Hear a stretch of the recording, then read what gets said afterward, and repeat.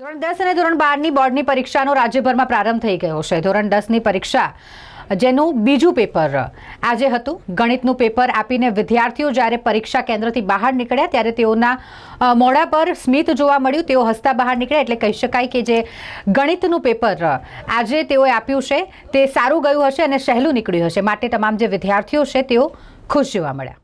ये आज मैथ्स का पेपर था वडोदरा से। हम बहुत अच्छा था, ये बोर्ड ने बहुत इजी निकाला था। पेपर बहुत अच्छा था और थैंक यू फॉर बोर्ड। कैसा जाएगा, कितना परसेंट आएंगे आपके?